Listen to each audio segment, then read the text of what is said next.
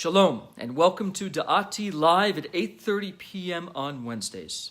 Thank you for attending. Thank you all for being part of the questions, of the inquiry. You are what make Da'ati special. Tonight's question comes from Sheila. Sheila asked, what does the name El Shaddai mean? So, some context. El Shaddai is a name of God that appears in the book of Genesis.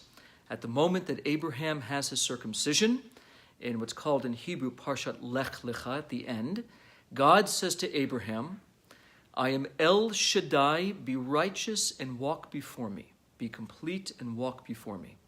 So the question is, there are many what's called in Hebrew Toarim, many appellations, descriptions of God.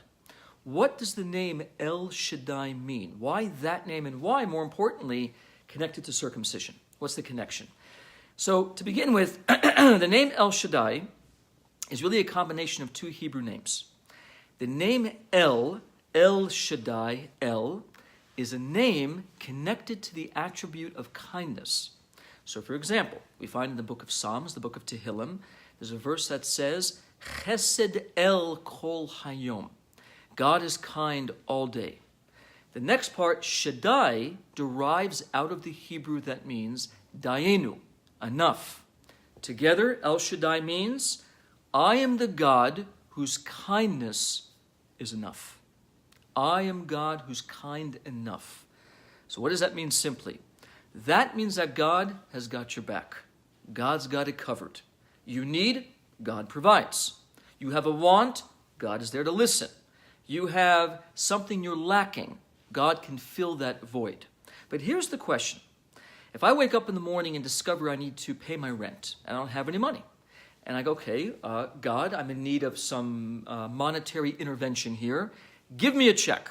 Now, it could happen sometimes that a miracle occurs and you win the lottery.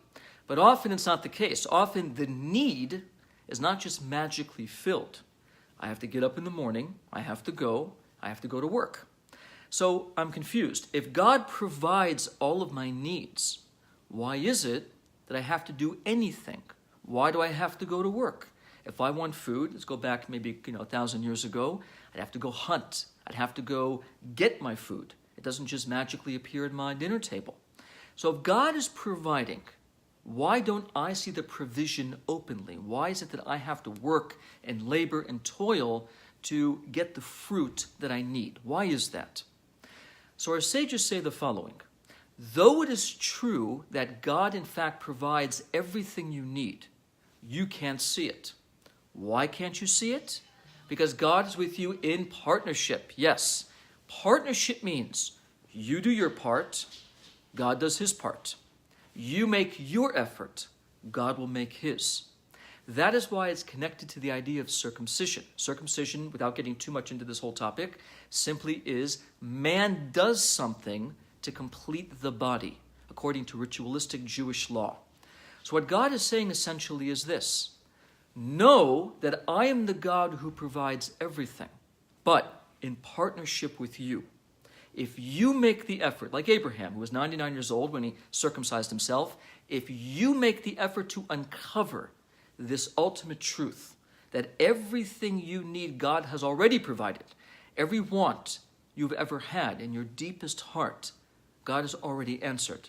But to manifest it, to crystallize it in physical form, in material form, you need put forth the effort. You need put forth the effort, the motivation, and the input. Because after all, we're in partnership with God. And that is a very, very key concept in all of this. So Sheila, I hope that answered. El Shaddai, I am the God who is kind enough. I give you what you need. Why in connection to Abraham's circumcision? Because circumcision represents the act of man partnering with God to complete a divine requirement. So, for everyone there tonight, remember this. This starts the minute you leave the broadcast. The next time you want something, next time your heart yearns or aches for something, remember, God is El Shaddai. God is El Kind, and he provides what you need, except in this world, we exist in shittuf, in partnership. Do your part. Put forth considerable effort. And I promise you, God will do his. Be blessed. Have a wonderful evening. And I will see you again at this time next week, Wednesday, 8:30 p.m.